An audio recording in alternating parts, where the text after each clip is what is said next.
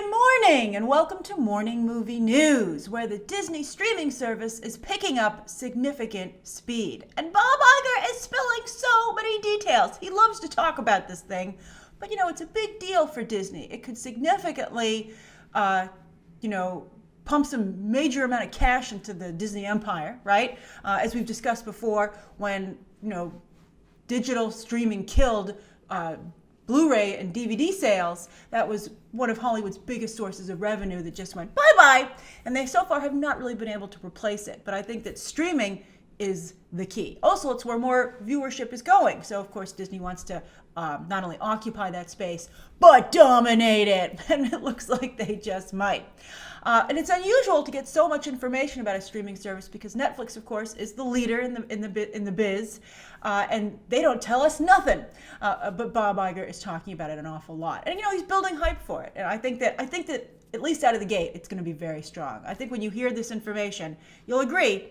I don't know how everyone's going to be able to subscribe to all these services, though. You've got Disney, you have DC coming up. Both, I think, are going to be the best Netflix copiers yet. It's funny to see Disney copying someone else, right? But how are you going to pay for that and Netflix and Amazon Prime? Well, Amazon Prime is rolled into your overall Amazon membership for the whole site. But it's going to get really costly. As many of you have said, it's just going to become the new cable. Someone's going to have to eventually bundle these all together. Or will they? If you're not paying for cable, cable bills usually go north of $100 a month. So you can fit a couple streaming services in for that same price. All right, so the first thing, though, I want to put in your mind space, so the perspective I want you to think about when we hear these details, is what's going to be the quality situation here with these properties. Because Netflix, by the way, has a serious quality control issue where they're all over the place in terms of how good their content is. For instance, just really quickly, Cloverfield Paradox, it was revealed they spent probably around $50 million on that from Paramount, but yet Paramount retains the rights to Cloverfield overall as a franchise and can continue to develop Cloverfield properties going forward for theatrical release. Netflix didn't get the brand. They got just the single movie. And I think that while some of you did enjoy it, and I think that's great, and it did have some good aspects to it, I think, but I think the overall consensus is that it's not good. And so I think that everyone got very excited, sure, to tune in after the Super Bowl to watch this theatrical release on your television screen right away. And I think that probably brought in a lot of people who haven't watched a Netflix original movie or even series in a while. And I think that, that was not good for the reputation. So no matter what the monetary return might be for Netflix, I think in terms of brand image, I think it was too expensive. So we'll see how Disney handles it. Although, boy, are they spending a lot of money on this. It just shows you how much money is in streaming.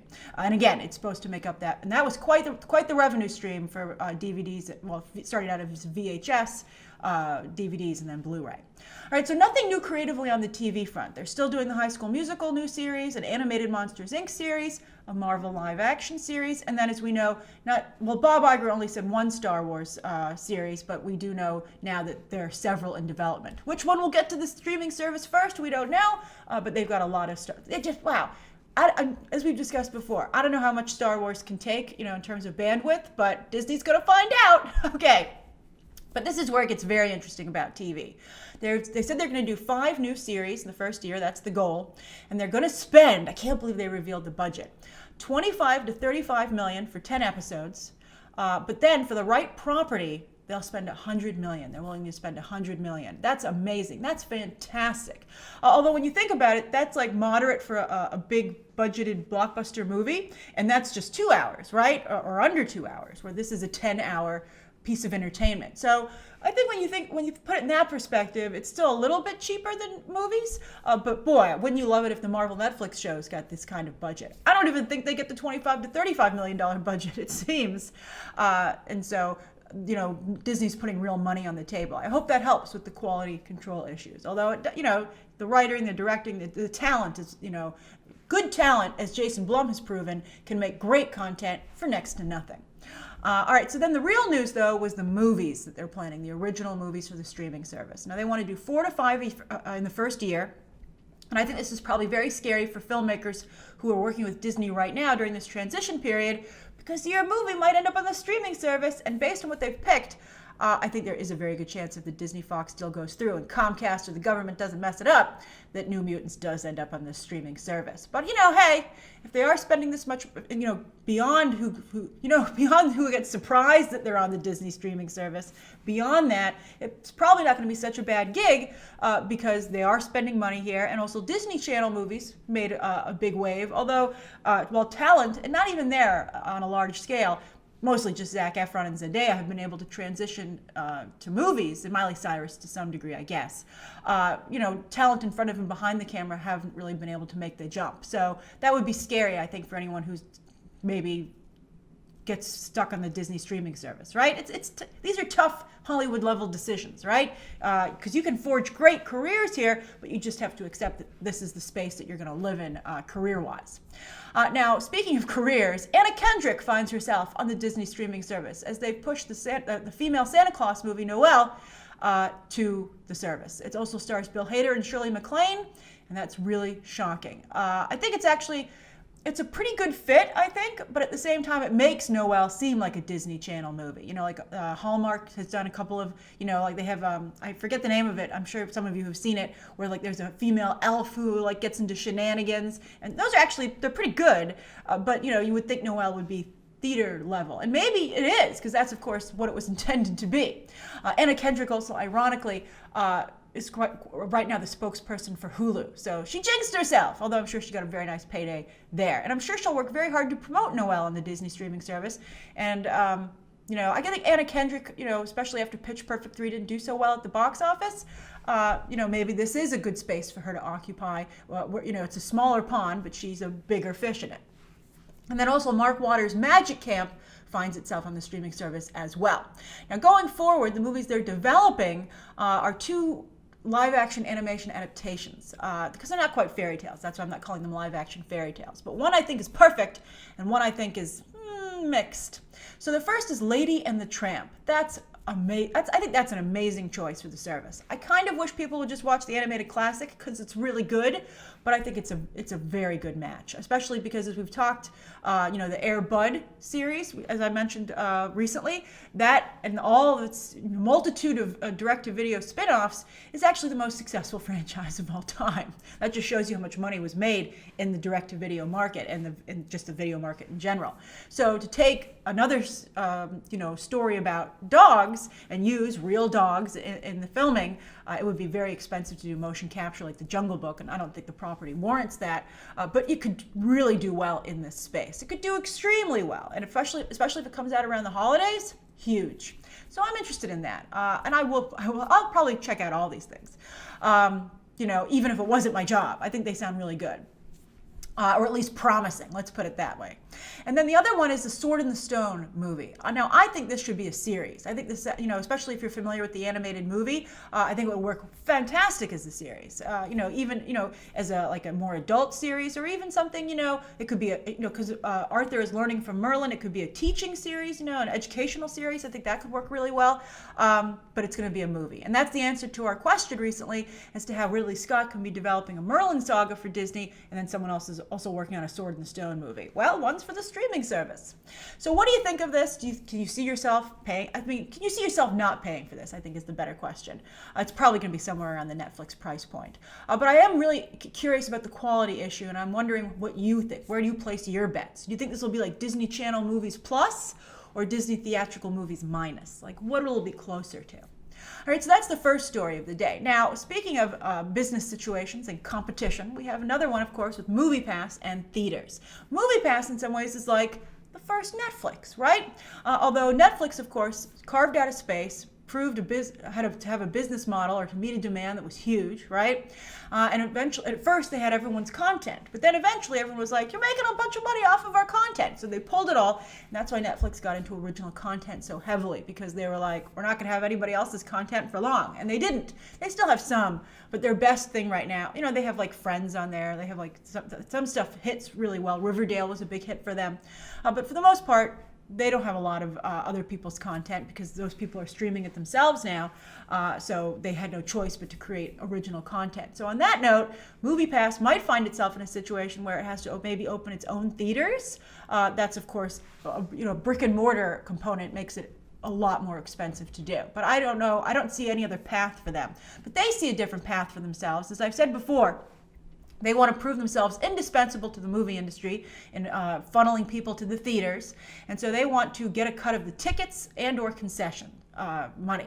And that's the business model. It's a huge gamble because I've seen, in this latest development, they released another press release to try and show how vital they are, and that's what we're going to discuss today.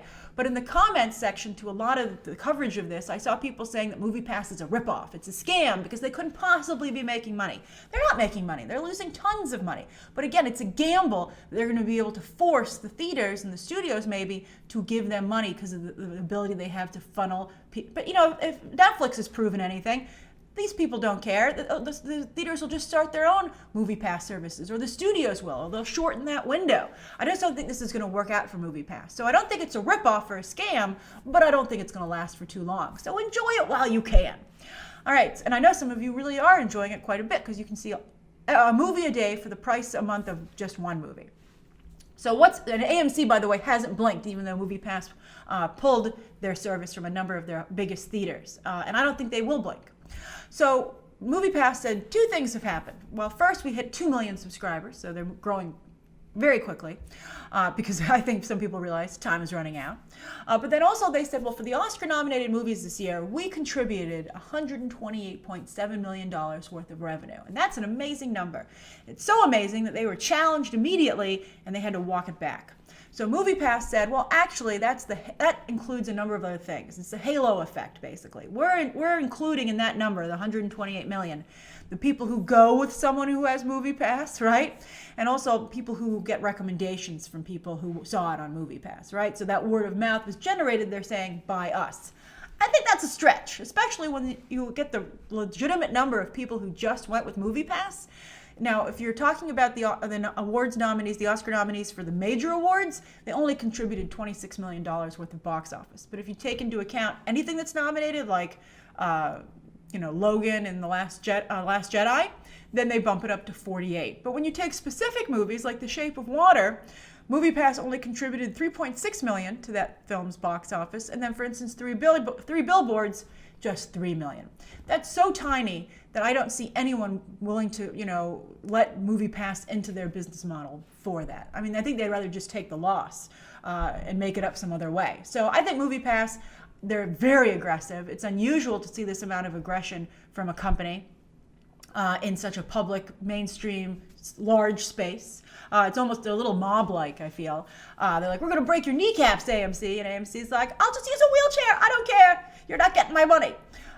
So we'll see what happens. But I predict that MoviePass will not last. I think that it's not, because I don't see them being able to build theaters. So it's just not, I give them maybe about maybe even 2019, MoviePass will be no more. Not to say there won't be a MoviePass alternative from Hollywood itself. Now, speaking of Netflix, the streaming service just nabbed Oscar nominee Timothee Chalamet. He's probably not going to win, but still, he's a real hot talent right now. And so it's significant that the streaming service would land him. He's going to star in a movie called The King, where he will play Henry V. Although, we'll talk about what's really going on there in just a moment. But first, I want to say, Armie Hammer, I just don't think it's going to work out, buddy. He's so talented. I even enjoyed him in The Lone Ranger. I've liked him since Reaper. I think he's a really good actor. But Hollywood and audiences have just said no to this guy. I mean, this was his chance to come back. He's not getting nominated. He's not getting attention, and he's not getting additional work. So I feel bad, but I think Armie Hammer, he's done. So that's sad. But Timothée Chalamet is just getting started. And he's really aligning with Plan B Entertainment, which of course Brad Pitt's producing Shingle, which has become an awards juggernaut. For a while there, it was just producing Brad Pitt's movies, but now they have quite the awards Rolodex, and they've been using, they established it with 12 Years a Slave, and they have parlayed that into The Big Short and Moonlight, of course, which was a huge awards winner, a surprise upset win, right? It ended up being, but they also developed a very nice relationship with Netflix over there. Okja was theirs, and then also War Machine, directed by David Michaud, who's also doing this Timothée Chalamet project, The King, and War Machine was on Netflix as well, starring Brad Pitt. So Plan B is getting into streaming in a big way with another Timothée Chalamet project as well. But just to wrap up The King here, David Michaud will direct, and he co-wrote the script with Joel Edgerton, who's also producing here. I wonder if Joel Edgerton will appear in addition.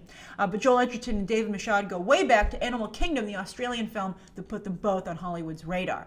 Now, Timothee Chalamet is also doing another film with Plan B, Brad Pitt's company, which is expected to hit theaters, I'm thinking, and it's called Beautiful Boy for Amazon Studios. And Amazon, of course, has also developed their own awards Rolodex, so this could be quite the potent combination, especially with Timothee Chalamet starring.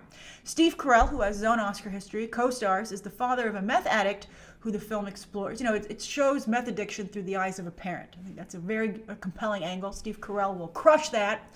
And then playing young Timothee Chalamet is Jack Dylan Grazer. Everybody's favorite. I love Jack Dylan Grazer. He's so great. He's so talented, and his career is taking off in a major way. So I think that this, we talk all the time about Oscar bait movies and messages. I think this is a refreshing new message, and I think it's very important that meth get attention, and not like the Breaking Bad attention, right? Of like how cool the drug dealers are. Great show, obviously, nothing wrong with that show. Fabulous show. But I think that it would be nice to see, if you're going to make Oscar bait movies, I think it's important to get new messages in there. I think there's a sameness to a lot of the messages this year. That's why I think Three Billboards is doing so well, because it's unique, it seems fresh and new. And I think that this seems really exciting. So I think Timothee Chalamet, he'll be, he's not going to win again. Gary Oldman is going to win. But you can see already, I think the odds are strong for him to get nominated again very soon with this film, Beautiful Boy. All right, so those are the three stories of the day. And then I have a viewer question, a very funny one, from Connor Olmedo, who ends it very funny. So Connor says, "Hey Grace, viewer question. What are your thoughts on writers of multiple mediums? For example, do you think that any comic book writer can write movies and vice versa? David Goyer and Alan Heinberg are examples of this, which have worked great. Hope you answer, and if you have any more answers, you can answer them right now." Oh, so clever, Connor. I like that a lot. All right, so as to your question, I think that with David Goyer and Alan Heinberg, both have been wildly inconsistent in both mediums, both in movies and in comics. I think Alan Heinberg's written some really bad comics, to be honest. And I think that when they did their best stuff when they weren't the only writers on a project. Not to say, I think, interestingly, David Goyer and Alan Heinberg, in my opinion, are both idea men. I don't think they're so good at actually writing out the scripts, but David Goyer had some fantastic ideas for Batman. And I think that Alan Heinberg, that Disney princess angle alone, makes him vital to the success of Wonder Woman. But the thing is, and one of the reasons I picked your question is because I know a lot of you are interested in writing. And so I want to stress the importance of understanding that it's very hard to write for multiple mediums, but it can be done. But you just, I think the first step is realizing that there is a difference. I think a lot of people just think writing is writing, right? But it's not. Alan Moore has actually spoken to this, and if you're interested in comic book writing, for example, he has actually written a guide to comic book writing. It's dense. I think the best way to learn how to write is to read other people's scripts for the medium you're interested in. I think that's the best way, honestly, to learn, for sure. But if you're interested in looking at Alan Moore's instructions, they're available. So anyway, I want to point out so what's the difference, right? It's not just how it's consumed, but the writing has different pacing and story structure. For instance, a movie has a 3-act structure, right? TV's even, TV's very different. TV is episodic, right? So you have to, and also it depends, are you writing for network, which has like over 20 episodes a season, or are you writing for streaming, which is 8 to 10, right? You have to be able, if are you writing for binge watching, or are you writing for something that's viewed weekly? That all has to be taken into account. If you have commercial breaks, you have to structure it so that people stick around through the commercial, although who watches commercials anymore? But still, that's all part of, especially for sitcom writing. And that's its own animal. So you have to know the pacing and the story structure. You have to, even the page count. You have to know also the formatting. They're all different. There's different demands for the medium in terms of, what can be done, what audiences like, what they're into at the moment.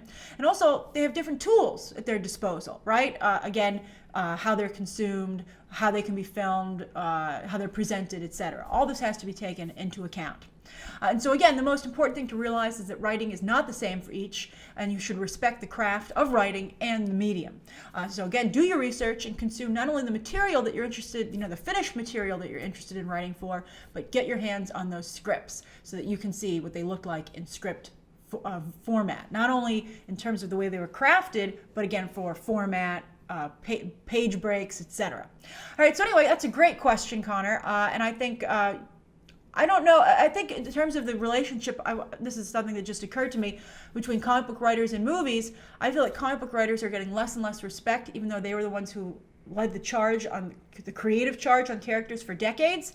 And I think that movie writers who have, it's not their career to write comic book movies. It's a one-time gig, right? I mean, some of them stick around for quite some time, but for the most part, it's not like the same as writing for comic books. Like that's all those comic book writers are likely ever to do.